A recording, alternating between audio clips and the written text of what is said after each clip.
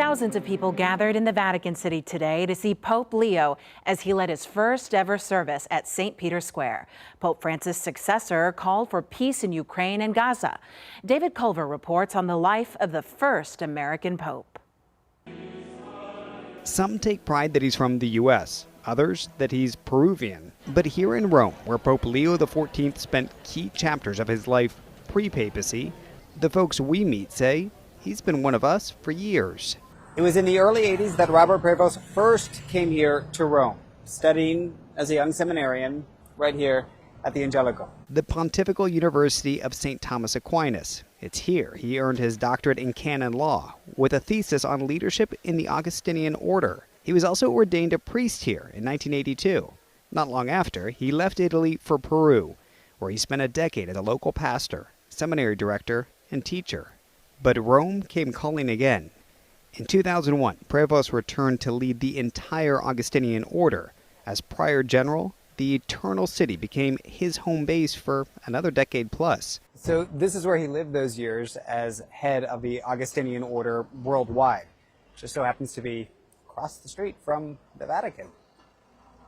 And you knew him or know him personally? I know him personally, yeah. Father Virgilio Passioni, a fellow Augustinian, says those years expanded Prevost's global experience and understanding across Europe, the Americas. At the same time, the Asia, because as a general, he used to go sometimes to India to visit our communities, to Australia, Korea, to Japan, and so on. But anyway. Inside the spiritual home of the Augustinians in Rome, the Basilica of St. Augustine, Father Virgilio says he knew Prevost was destined for the papacy. It was not a surprise for me because I was quite sure about his election. You were sure? I must admit, I told it to many people.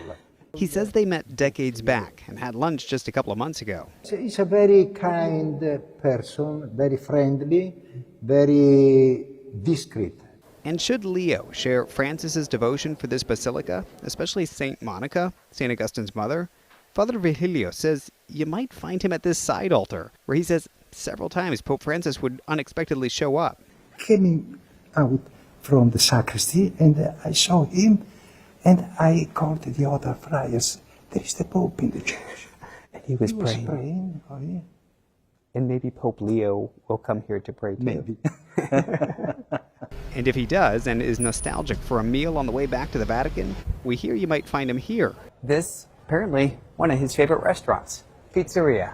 Hours after the conclave ended, the restaurant staff reportedly threw a big party for his win. Whether he be Peruvian, or from the U.S., or Augustinian even, many in this iconic and ancient city just see Pope Leo as a longtime resident, now neighbor.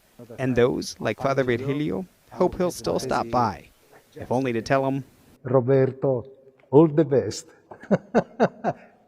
And it was interesting speaking with Father Virgilio and asking him about the nationality aspect of things. Does he see Pope Leo as American, as Peruvian, as really anything? And he said no. And he goes, I genuinely push back on that because he says he and most he knows here in Rome don't label him that way. They really see him as universal, somebody representing the entire globe.